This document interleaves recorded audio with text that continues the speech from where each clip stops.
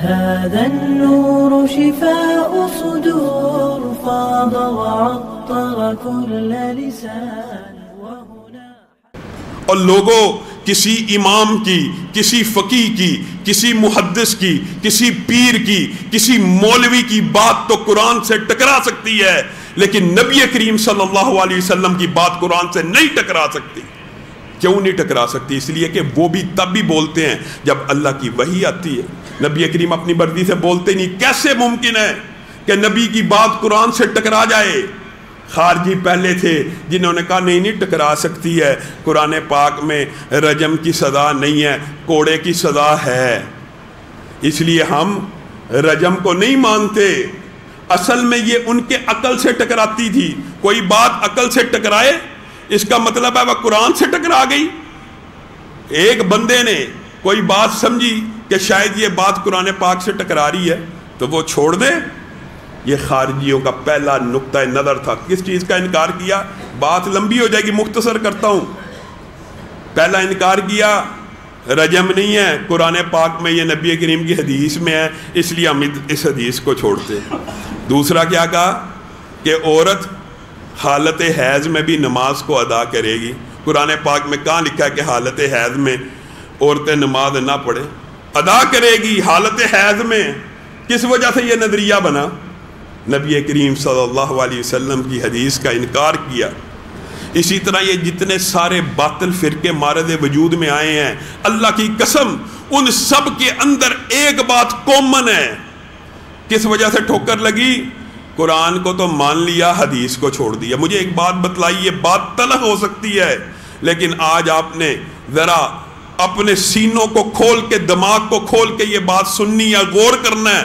اللہ معاف کرے کسی کی توہین کرنا مقصود نہیں ہے، لیکن یہ جو فلسفہ معاشرے کے اندر نیا پروان چڑھ رہا ہے کہ قرآن کے مطابق جس کی بات ہوگی مان لی جائے گی. ٹھیک ہے، یہ بات درست ہے، یہ ہر بندے کے لیے یہ بات کلیہ لاگو ہو سکتا ہے، لیکن نبی کریم صلی اللہ علیہ وسلم کے لیے نہیں ہو سکتا. کیوں؟ سنیں سمجھیں. یہودی کے سود حرام ہے، ہم کہیں گے ٹھیک ہے جی قرآن کے مطابق ہے. یہودی کی بات بھی قرآن کے مطابق ہو تو مان لی جاتی ہے. ہندو کے یہ بات ایسے ہے، مان لیں گے اگر قرآن کے مطابق ہے. عیسائی کے بے حیائی نہیں ہونی چاہیے، خنزیر حرام ہے، ہماری انجیل میں بھی ہم مان لیں گے قرآن کے مطابق ہے. بتائیے، بات سمجھنے کی ضرورت ہے، بات سمجھیے.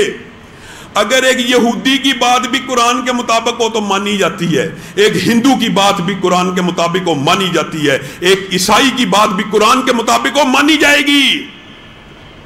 تم نے رسول اللہ صلی اللہ علیہ وسلم کو بھی یہ مقام دے دیا کہ رسول اللہ کی بات قرآن کے مطابق ہوگی تو مانی جائے گی. نہیں، رسول اللہ کی ہر بات کو اسی طرح مانا جائے گا جس طرح قرآن کو مانا گیا. یہ فرق ہے، یہ فرق ہے. رسول اللہ صلی اللہ علیہ وسلم کی بات کے بارے میں یہ نہیں کہا جائے گا. اور میرے بھائیوں، ابھی پیچھے عید قربان گزری ہے. ایک عام فہم مثال دیتا ہوں. حلال پیسوں کا، حلال پیسے، کمائی حلال، جانور حلال. بکرا لے آئے کوئی بندہ، گائے لے آئے کوئی بندہ، اونٹ لے آئے، حلال پیسوں کا حلال جانور لے کے آیا ہے. کان اس کا کٹا ہوا ہے، کان کٹا ہوا ہے، قربانی ہو جائے گی؟ حلال جانور ہے، کیوں نہیں ہوگی؟ بتائیے کس وجہ سے نہیں ہوگی؟ حلال جانور، حلال پیسہ، کان کٹا ہوا ہے، قربانی نہیں ہو رہی. کس وجہ سے؟ کیونکہ نبی کریم صلی اللہ علیہ وسلم نے اس کو عیب کہا ہے، اور عیب دار کی قربانی قبول نہیں ہے. یہ کہاں سے فلسفہ آیا کہ قربانی کے اندر تو عیب دار کی قربانی قبول نہیں، لیکن نماز عیب دار بھی قبول ہے، حج عیب دار بھی قبول ہے، عمرہ عیب دار بھی قبول ہے، روزہ عیب دار بھی قبول ہے. یعنی قربانی حلال پیسوں کی، حلال جانور. اگر صرف کان کٹا ہے سب کا، پوری امت کا، اس بات پہ اتفاق ہے نہیں ہونی. کس لیے نہیں ہونی؟ نبی کریم صلی اللہ علیہ وسلم نے اس کو عیب کہہ دیا. اب ذرا رکیے، غور کیجئے. نبی کریم صلی اللہ علیہ وسلم 1400 برس سے آپ کو حدیث سننے کو مل رہی ہے، نماز ویسے پڑھو جیسے رسول اللہ نے پڑھی. نماز ویسے پڑھو جیسے رسول اللہ نے پڑھی. ایک بندہ اپنی مرضی کی پڑھ لے, ایک بندہ اٹھے اپنے امام کے مطابق پڑھ لے, اپنے فقیہ کے مطابق پڑھ لے, اپنے محدث کے مطابق پڑھ لے. نماز عیب دار ہو تو قبول ہے. نعوذ باللہ, معاذ اللہ. یہ کہاں سے فلسفہ آیا؟ قربانی عیب دار قبول نہیں. صرف ایک چیز کو پکڑتے ہو, دوسری چیز کو چھوڑ دیتے ہو.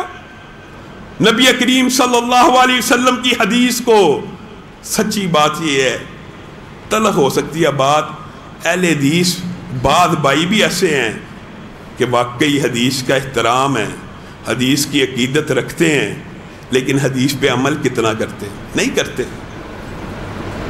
نبی کریم صلی اللہ علیہ وسلم کی حدیث قیامت تک کے لیے حجت قطعی ہے. صحابہ نبی کریم صلی اللہ علیہ وسلم کی حدیث کو معمولی شے نہیں تھے سمجھتے, اور ان کا نبی کریم صلی اللہ علیہ وسلم کی حدیث کے بارے میں یہ عقیدہ نہیں تھا جو میرا اور آپ کا. کفار مسلط ہم پہ ہوئے, اسلام سے جب ہم دور ہوئے, اب دین